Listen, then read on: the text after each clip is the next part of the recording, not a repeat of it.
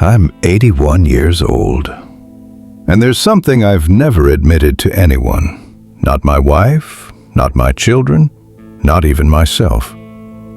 People think they know who I am. They call me strong, reliable, the man who always did the right thing. But that story is incomplete. The truth is, I didn't choose most of my life. I avoided it. I stayed quiet when something inside me was screaming. I stayed where I was tolerated, not where I felt alive. And I told myself that was maturity. Tonight, I finally sang the part I spent decades hiding. Because if you recognize yourself in this, you might still be able to escape it. I'm 81 now, and that number doesn't scare me. What scares me is how fast life passed while I was being careful. For years, when people asked if I had regrets, I said no. I smiled. I made it sound convincing, but the truth is, I was lying, mostly to myself. I didn't live the life I wanted, not because I lacked talent, not because I lacked opportunity, but because I was terrified of being honest about what I wanted. From a young age, I learned something very dangerous. Approval feels safer than truth. So I learned to be agreeable, to read the room, to become whatever version of myself made things smoother. People praised me for it. They said I was easy to deal with, emotionally mature, low maintenance.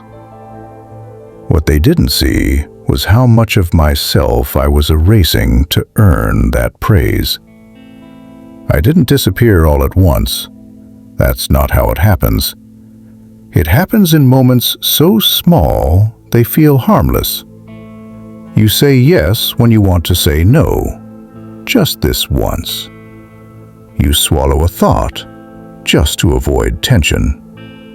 You choose the safer option, just for now. And one day, just for now becomes your entire life. People around you start expecting your silence. They get comfortable with it. And slowly, so do you. I told myself I was being responsible, that this is what adulthood looks like. But adulthood isn't supposed to feel like suffocation. Somewhere along the way, I made a quiet trade. I traded honesty for stability, truth for predictability, desire for approval. And at first, it felt like peace. No conflict, no drama, no risk, no life either. I just didn't realize it yet. Avoidance is deceptive. It feels calm. It feels wise. It feels like control. But it's not peace. It's postponement. I remember the moment shame first appeared. Not loudly, not dramatically.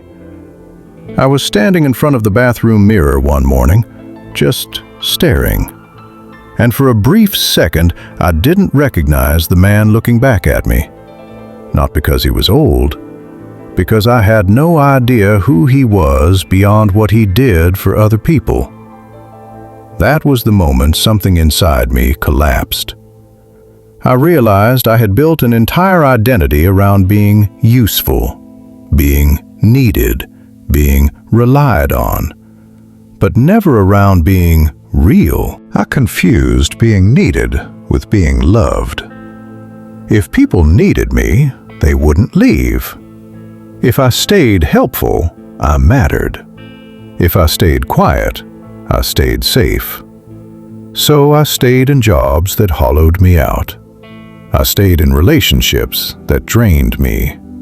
I tolerated situations that slowly killed my spirit. And every time I told myself, this is just how life works. But that's not how life works. That's how fear works. Regret doesn't arrive screaming. It will. whispers. It whispers when you hear someone else describe a dream you once had. It whispers when you attend a reunion and realize how little you've changed. It whispers late at night when distractions finally run out. That's when the questions start. What if I had spoken up? What if I had left? What if I had chosen myself just once? Those questions don't go away. They age with you. I told myself I was being selfless, but that was only half true. The other half was uglier. I was afraid. Afraid of being misunderstood.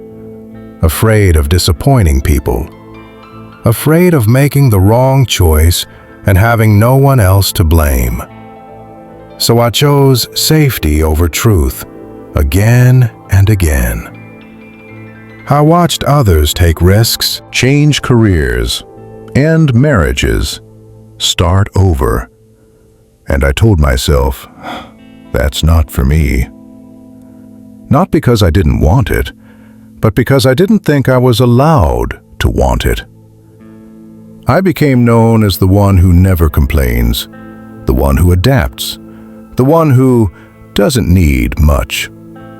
That reputation followed me everywhere, and it quietly taught people something dangerous, that my needs didn't exist. Worse, it taught me the same thing. When you ignore your desires long enough, they stop knocking. And when that happens, you don't feel pain, you feel numb. I didn't realize how empty I had become until I noticed how tired I was. Not physically, emotionally. Tired of swallowing words, tired of shrinking myself, tired of calling survival contentment. I wish I could say there was one moment that woke me up. There wasn't. Just a slow accumulation of quiet grief.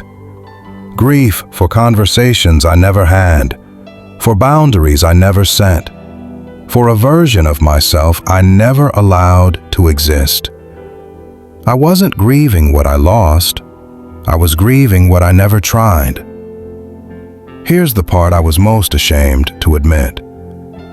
I didn't stay silent because I was wise. I stayed silent because I was scared. Scared of being the villain in someone else's story. Scared of being judged. Scared of being wrong. So I let other people's comfort become more important than my truth. And over time, that choice hardened into identity. People tell me now, at least you were a good person. And maybe I was. But goodness without honesty turns into resentment. And resentment doesn't always explode. Sometimes it rots quietly inside you. I don't blame anyone else for this. That's another truth I had to face. No one forced me to disappear. I participated in my own erasure. If I could go back, I wouldn't tell my younger self to work harder, or save more money, or be more disciplined. I would tell him this: speak sooner, even if your voice shakes. Disappoint people, they will survive. Don't confuse silence with wisdom. And don't wait for permission. Life never hands it out. I'm 81 now, and the truth I was too ashamed to admit my whole life is this: I wasn't being careful. I was hiding. Hiding from judgment. Hiding from failure. Hiding from myself. And the price of that hiding was a life that looked fine on the outside, but felt unfinished on the inside. If this feels uncomfortably familiar, please hear me. The most painful regret isn't failure. It's realizing you never gave yourself permission to be real.